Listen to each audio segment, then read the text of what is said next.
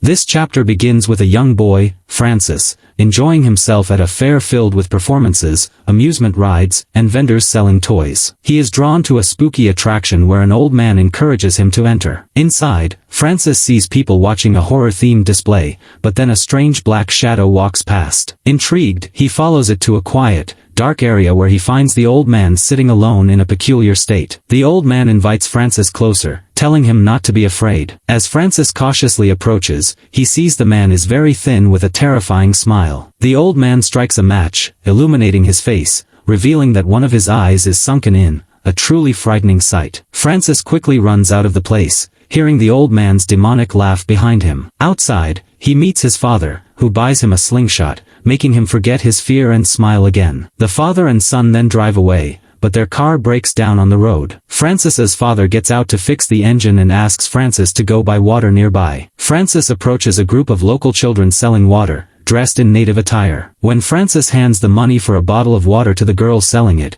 she tells him it's not enough, but he says that's all he has. The girl notices the slingshot his father just bought him, and the two children smile at each other, suggesting a mutual interest. Francis then continues his journey with his father. When his father asks about the slingshot he just bought, Francis simply smiles and doesn't answer, hinting that he gave it away. The scene cuts to Francis playing happily with a group of children, including the pretty girl who was selling water. Francis and the girl play a game of chase that leads them near the woods. The girl warns Francis not to enter, calling him by his name, Francis, but he doesn't listen and continues to run deeper into the forest alone. Francis begins to feel strange, as if something is watching him, and he hears unusual noises. He then sees a shadowy figure standing near a tree, staring at him, which fills him with terror. As he tries to focus, he realizes it's the same thin old man who scared him earlier. At first, the old man appears normal behind the tree, but then he vanishes and reappears near a different tree, much closer. This strange teleportation continues until the old man is standing right in front of him. Francis quickly turns and runs, with the old man in pursuit,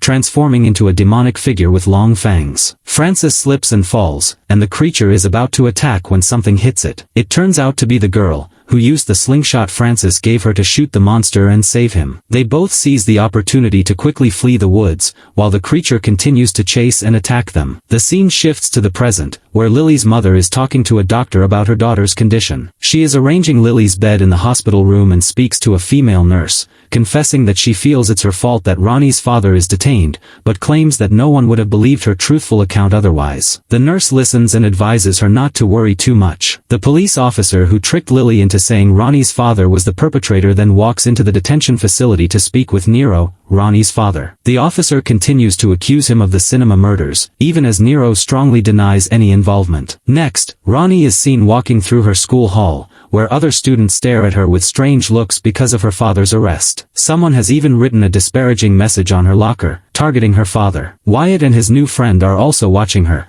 but Wyatt seems to feel pity for Ronnie. Later, Lily approaches Ronnie to talk. Ronnie is initially reluctant, but Lily insists she didn't want Ronnie's father to have problems. However, she reiterates that if she had told the truth, no one would have believed her. Lily then reveals that she saw her own father in a creature's photo in the marketplace, which means bad things are going to continue happening. She wants to team up with Ronnie again to solve this problem. Ronnie asks how they can do anything if no one believes them. Lily says she has a method she wants to try, showing a camera as the only way to prove the truth to everyone. Meanwhile, Hanlon and Russo are ordered by their commanding officer to fly a helicopter over the forest area that the officer suspects and is investigating, searching for some truth. Before they leave, the commanding officer gives Hanlon a box for self-defense. When Hanlon opens the box, he finds only a slingshot. As Hanlon touches the slingshot, he seems to gain a special ability to see the past, witnessing the young Francis and the girl running from the creature chasing them out of the woods. The boy wonders why the creature stopped following them. The girl explains that the creature cannot leave the woods and that they feed on fear, which is why they try to show their terrifying form before attacking. The local people know these are IT-type creatures living hidden in the forest and prohibit locals from entering. The scene then shows that the local girl from the past is actually an elderly woman named Rose, who owns an old goods store in the area. Rose attends a town meeting where people are worried that the soldiers are exploring near the forest, a place locals believe is inhabited by these creatures. They fear that if the soldiers continue to dig and disturb the area, the creatures might come out, and the town will face trouble. Rose suggests that they should tell the soldiers the truth, that the IT creatures live hidden in the forest, to make them stop the exploration. Everyone present disagrees, as this is a town secret. While daydreaming about the past, Hanlon's connection to the creatures deepens, and they infiltrate his mind, making him see strange visions. They are actually trying to trick him into jumping out of the helicopter unconsciously. Fortunately, Russo stops him just in time, preventing an accident. The scene cuts to Wyatt and his new friend sitting and eating in a restaurant, talking casually,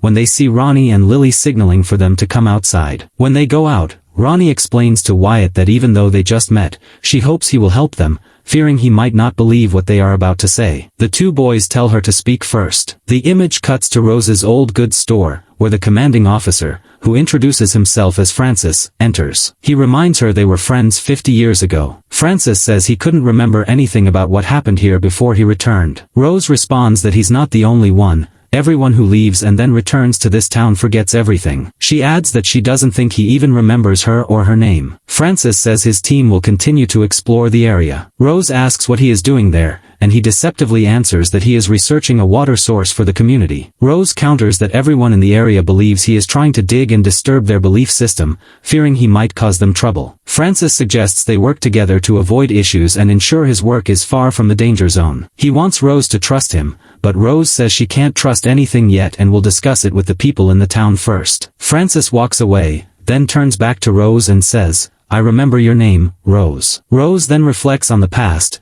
reminiscing about the fun times she had with Francis when they were young, until he moved away with his father, and they lost contact. Meanwhile, the children meet up in the secret building that Mike once showed Lily, and Lily brings them all there to talk. Ronnie and Lily tell the two boys about what they have experienced, the things that scared and ended the lives of their friends in the cinema. They believe these are creatures, and if they see them again, they want to take photos to get evidence for the locals. Wyatt's new friend, who is of Spanish descent, states he believes in the supernatural and has heard about a way to communicate with spirits who have passed away. They decide to try this method suggested by Wyatt's friend. The scene cuts back to Hanlon, who has gone to Hanlon's house specifically to thank him for saving his life on the helicopter. Hanlon's wife prepares a special meal for him. Hanlon asks about their son, and Hanlon says his son is not home today. He went to a friend's house. Hanlon's expression is odd when asked about his son. Hanlon then asks Hanlon to speak outside privately, and asks why he never mentioned having a son. He asks, "How did you know I have a son?" Hanlon realizes that the visitor is the man who broke into his room in the barracks that night. Hanlon says it's difficult to tell him everything and doesn't want him to know too much,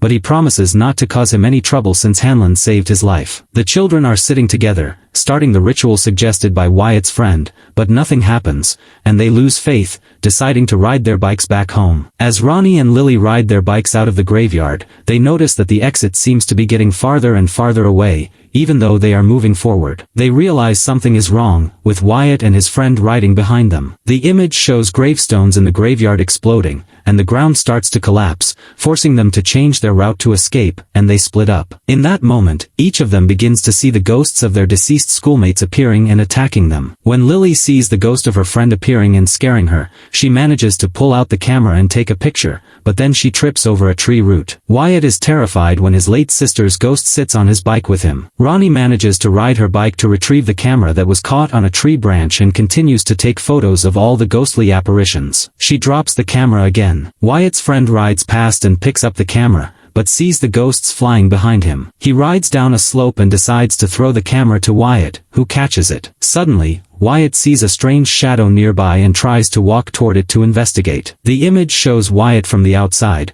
clicking the shutter of the camera inside the shadow's location in terror. Ronnie and the others wait for him at the exit, but he doesn't emerge, leading them to fear he is in danger. A moment later, he rides out safely. Ronnie is relieved and worried, and they hug to express their concern. They then decide to sneak into the school at night to the darkroom to develop the film they shot. They help each other develop the photos one by one, and see that they truly captured the spirits, which makes them very happy. But strangely, they notice the last photo Wyatt took, which shows a strange person standing in front of something, resembling a clown. This is the end of chapter 3. If you enjoyed this recap and want to see the next chapter, don't forget to subscribe for the next installment.